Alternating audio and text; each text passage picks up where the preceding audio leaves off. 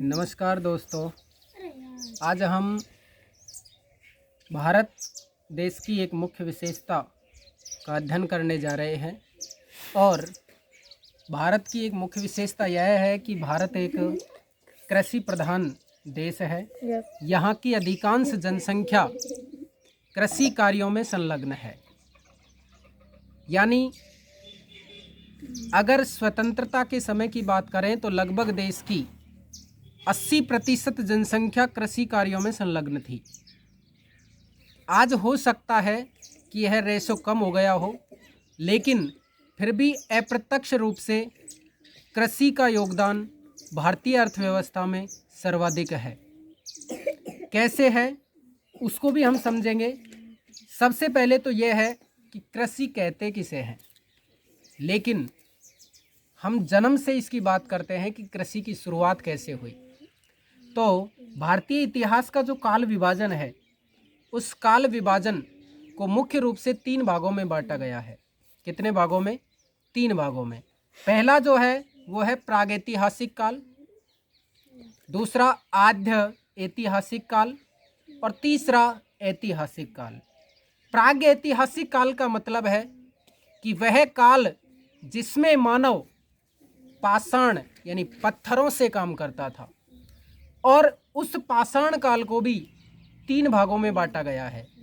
मतलब प्रागैतिहासिक काल का भी क्या किया गया है? 3 भागों में विभाजन किया गया है। पहला, दूसरा और तीसरा।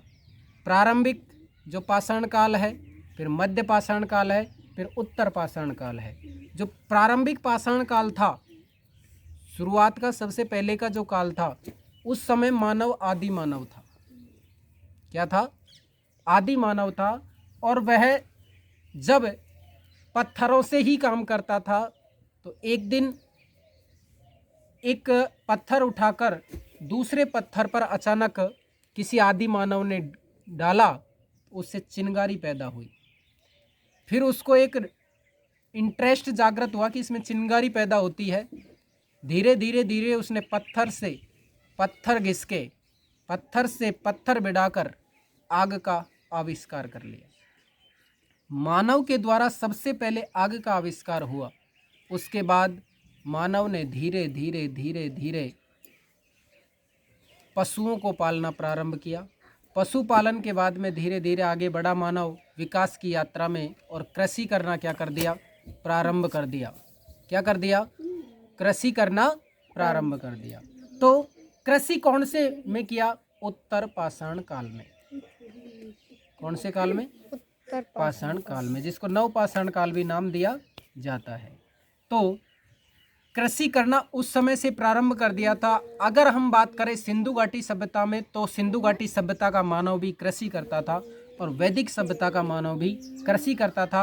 और तब से लेकर आज तक लगातार कृषि पर निर्भर है मानव। कृषि जो व्यवसाय के 3 रूप हैं, उनमें से प्राथमिक क्रिया है क्या? कृषि। कृषि एक प्राथमिक क्रिया है जो व्यक्ति के लिए अधिकांश खाद्यान्न एवं विभिन्न उद्योगों के लिए कच्चा माल उपलब्ध करवाती है। कच्चा माल फिर फैक्ट्रियों में जाता है, वो शोधित होता है, पैकिंग होता है, वो विनिर्माण उद्योग कहलाता है। ये पढ़ चुके हैं अपन। और उसके बाद उसको उपभोक्ता तक पहुंचाने के लिए जिन माध्यमों की आवश्यकता होती है, वो तीसरे क्षेत्र में आता है, जिसको सेवा क्षेत्र या तृतीयक क्षेत्र के नाम से जाना जाता है। अब बात करते हैं हम कृषि के प्रकार। यानी आदि मानव जो कृषि करता था, वो कृषि इसलिए करता था कि वो क्या कर सके? अपने खाद्यान्न की पूर्ति कर सके, अपने जीवन का निर्वाह कर सके। अपने जीवन निर्वाह के लिए की जाने वाली उसकी जो कृषि थी, वो क्या कहलाती थी? जीवन निर्वाह कृषि। लेकिन वो आदिम प्रकार की थी। वो केवल अपना खाद्यान्न पूर्ति के लिए ही कृषि करता था। उसको ये नहीं मतलब था कि मैं इस कृषि से और भी ज़्यादा कमाऊं, या और ज़्यादा इकट्ठा करूं, या और भी जो मानव है उनकी पूर्ति करूं। उसका कोई उद्देश्य नहीं था। तो इस प्रकार की कृषि को प्रारंभिक जीवन निर्वाह कृषि कहते हैं। प्रारंभिक जीवन निर्वाह कृषि एक बहुत बड़े क्षेत्र पर नहीं की जाती थी, वो उसको जितनी आवश्यकता होती थी उतना ही वो खेती करता था। तो कम भूमि पर, कैसी भूमि पर? छोटे क्षेत्रफल पर की जाती थी, छोटे टुकड़ों पर की जाती थी और उन्हीं पत्थर के औजारों से वो कृषि की जाती थी। आधुनिक जो औजार, आधुनिक जो मशीनें थी उस समय के मानव के पास नहीं थी, इसलिए वह अनाज भी उस समय कम ही पैदा करता था, जिससे कि वह अपने परिवार, या उसमें भी मजदूर नहीं लगाते थे, अपने परिवार वाले जो हैं उन्हीं के सहायता से, उन्हीं के सहयोग से वो खेती की जाती थी। कौन सी खेती? प्रारंभिक जीवन निर्वाह खेती। उसके बाद में आई गहन जीवन निर्वाह। गहन जीवन निर्वाह में जो प्रारंभिक कृषि थी उसका थोड़ा रूप बदला और खेत भी बड़े हुए, मशीनीकरण भी हुआ, उसमें थोड़ा इन्वेस्टमेंट, पूंजी भी ज़्यादा लगी और श्रमिक भी ज़्यादा लगे। उससे क्या होगा? उत्पादन थोड़ा सा क्या हुआ?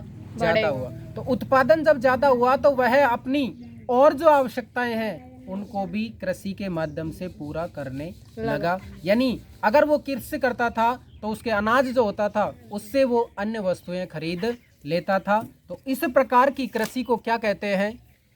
गहन जीवन निर्वाह कृषि। यानी इस प्रकार की कृषि उन क्षेत्रों में की जाती है जहां पर भूमि, जिस भूमि पर जनसंख्या का दबाव ज्यादा होता है, यानी ऐसी भूमि जिस पर जनसंख्या ज्यादा रहती है। उसके बाद में तीसरा प्रकार है वाणिज्यिक कृषि। वाणिज्यिक कृषि क्या होती है? यानी जिसका प्रयोग मुख्य रूप से वह व्यापार के लिए ही करता था। उद्यान की वगैरह होती है, बागान वगैरह होते हैं, तो एक साथ अपने पूरे खेत में अपन ने नींबू के पेड़ लगा दिए तो वो सारे के सारे नींबू तो अपने काम में आने वाले हैं नहीं, उन नींबुओं का क्या किया जाएगा? निर्यात किया जाएगा। तो इस तरह कोई भी फल है तो उनका व्यापक तौर पर बड़े पैमाने पर अगर पैदा किए जाते हैं तो उसका प्रयोग हम क्या करेंगे? उसको बाहर भेजेंगे, इसलिए वो क्या कहलाएगी? व्यापारिक कृषि। बात समझ में आई क्या? यानी वाणिज्यिक कृषि कहें, इस प्रकार की कृषि में मुख्य लक्षण आधुनिक निवेशकों, आधुनिक निवेश यानी एक तो इन्वेस्टमेंट भी ज़्यादा होगा, मशीनीकरण से भी होगा, अधिक पैदावार देने वाले बीजों और रासायनिक उर्वरकों और कीटनाशकों के प्रयोग से उच्च पैदावार की जाती है, जिससे कि जो हमारा अधिशेष रहता है उसको हम बेच देते हैं। अधिशेष का मतलब है अपने काम में लेने के बाद जो कुछ बचेगा उसको हम अधिशेष कहते हैं। फिर है रोपण कृषि। रोपण कृषि में क्या आती है? जिसकी रुपाई की जाती है, खास तौर से जैसे गन्ना है, आलू है, चावल है। हाँ, चावल की भी क्या होती है? रुपाई होती है। तो यानी रोपण कृषि भी एक प्रकार की वाणिज्यिक कृषि के प्रकार में आती है। इस प्रकार की कृषि लंबे चौड़े क्षेत्र में एकल फसल बोई जाती है, यानी पूरे क्षेत्र पर, लंबे चौड़े क्षेत्र पर एक ही फसल बोई जाती है। जैसे महत्वपूर्ण रोपण फसलों में भारत में क्या क्या है और भी, जैसे चाय है, चाय के बागान लगा दिए चौड़े क्षेत्र में, खूब बड़े, दूर दूर दूर तक। कॉफ़ी है, रबड़ है, गन्ना है, केला है। अब केला अगर पैदा किया तो ये थोड़ी अपन ही खा जाएंगे, पूरे 10, 20, 50 बीघा में, 100 बीघा में, 200 बीघा में केले लगा दिए, क्या उनको सभी हम ही खाएंगे? तो उसका क्या करेंगे? हम बेचेंगे। आगे देखते हैं शस्य प्रारूप। शस्य प्रारूप का मतलब है, शस्य का मतलब क्या है? हमारी खेती व्यवस्था ही है, कृषि व्यवस्था ही है। सुजलाम सुफलाम मलयज शीतलाम शस्य श्यामलाम मातरम वंदे मातरम। तो शस्यता का मतलब क्या है? हमारी खेती पर, हमारी जो भूमि है, ये जमीन है, इस पर कितने प्रकार की और क्या क्या खेती की जाती है। तो हमारी जो ये शस्यता है, फसलें हैं, उसको कितने भागों में बांटा गया है? 3 भागों में। जैसे सर्दी के मौसम में रबी की फसल, जो अब इस समय काटी जा रही है, उसके बाद में बरसात के दिनों में खरीफ की फसल और गर्मियों में जायद की फसल। ये 3 फसलें मुख्य रूप से भारतीय कृषि भूमि पर की जाती हैं। देखिएगा कि भारत में मुख्य रूप से निम्नलिखित फसलें पैदा होती हैं। क्या क्या फसलें? जैसे रबी, खरीफ और जायद, अलग अलग में। चावल होता है, चावल रबी की फसल है, खरीफ की फसल है, खरीफ की फसल है। चावल किसकी फसल है? खरीफ की, क्योंकि इसके लिए पानी की आवश्यकता ज़्यादा होती है। हाँ। गेहूं रबी की फसल है। मोटे अनाजों में क्या क्या आता है? मोटे अनाज, ध्यान से याद रखने की बात यह है कि वो अनाज जो मोटे हैं वो मोटे अनाजों में नहीं आते हैं। समझे क्या फर्क है कि मोटे अनाज किसे कहते हैं? कि वे अनाज जिसको गरीब आदमी काम में लेता है। गरीब आदमी की जो मुख्य फसल है खाद्यान्न फसल, वो क्या कहलाती है? मोटा अनाज कहलाती है। जैसे बाजरा, बाजरा का बीज बहुत छोटा होता है, लेकिन बाजरा आता किस में है? मोटे अनाज में आता है। जैसे कि ज्वार, ज्वार भी किस में आएगी? मोटे अनाज में आएगी। गरीब का खाद्यान्न कहलाती है क्या? ज्वार। समझ गए क्या? तो मोटे अनाज का मतलब दाना मोटा होने से नहीं है। मोटे अनाज का मतलब वे अनाज जिनको गरीब लोगों का भोजन बनती है वो मोटे अनाज कहलाते हैं। देखिएगा, जैसे ज्वार, बाजरा, रागी, ये सारे क्या कहलाते हैं? मोटे अनाज। मक्का की फसल भी भारत में होती है, दालें होती हैं। जो दालों में भी चना जो है उसको दालों का क्या कहते हैं? राजा कहते हैं। आगे देखिएगा, खाद्यान्नों के अलावा अन्य फसलें भी भारत में होती हैं। खाद्यान्नों के अलावा भारत में क्या क्या फसलें होती है? जैसे गन्ना, क्या होता है? गन्ना। और क्या होता है? तिलहन। और क्या होता है?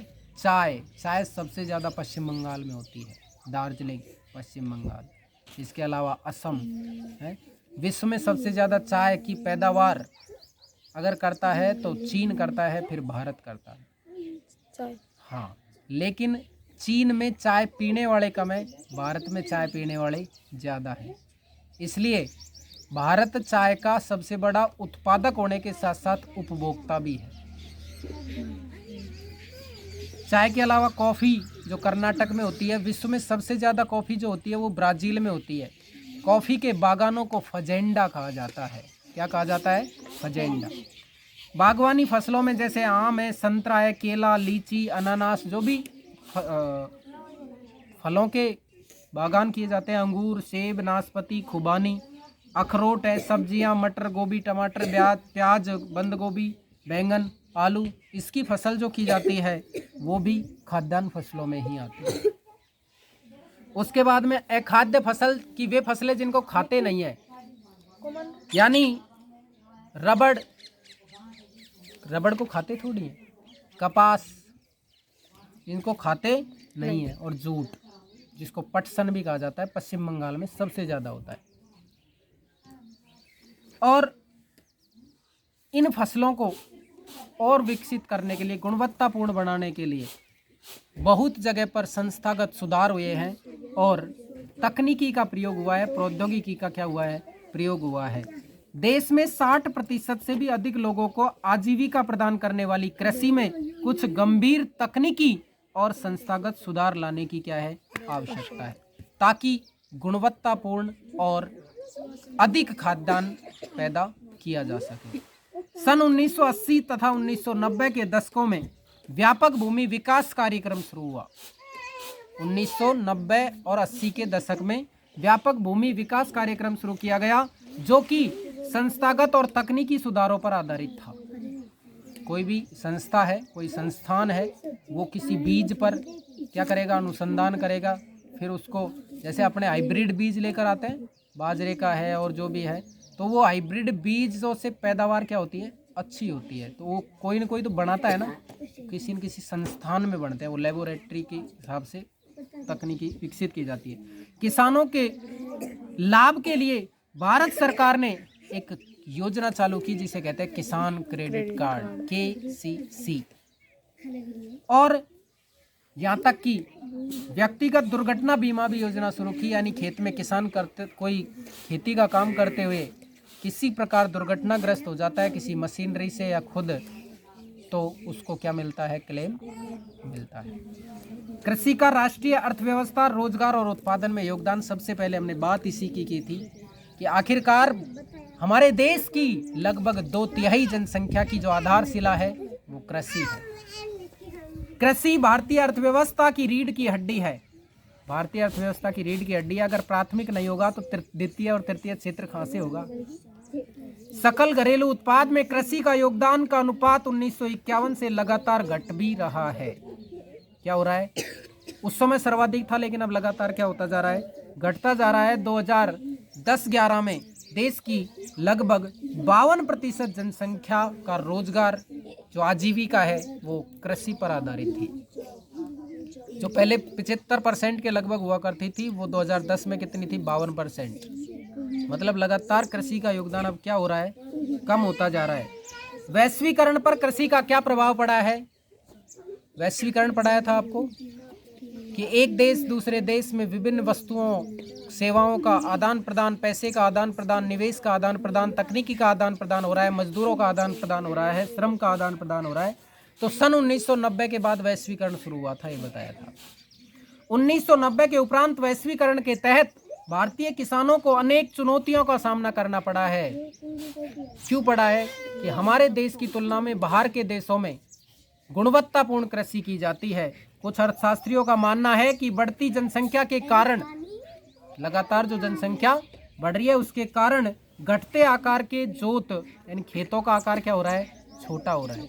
उससे क्या पड़ती है, कृषि महंगी पड़ती है। तो खाद्यान्नों की खेती होती रही तो भारतीय किसानों का भविष्य क्या हो जाएगा, अंधकार में हो जाएगा, क्योंकि वो खर्चा ज़्यादा पड़ता है और उत्पादन क्या होता है, कम होता है। भारतीय किसानों को सस्यतावर्तन करना चाहिए, खाद्यान्न का उत्पादन को क्या करना चाहिए, बढ़ाना चाहिए तथा खाद्यान्नों के स्थान पर कीमती फसलें उगानी चाहिए ताकि भारतीय किसान की आमदनी को क्या किया जा सके, बढ़ाया जा सके। मोदी सरकार, वर्तमान जो मोदी सरकार है, इसने भी 2022 जो वर्तमान वर्ष चल रहा है इस तक किसानों की आय को दुगना करने का लक्ष्य रखा है। बोलो, बात समझ में आई क्या। धन्यवाद। इसी के साथ हमारी अगली वार्ता अगली क्लास में होगी। जय हिंद, जय भारत।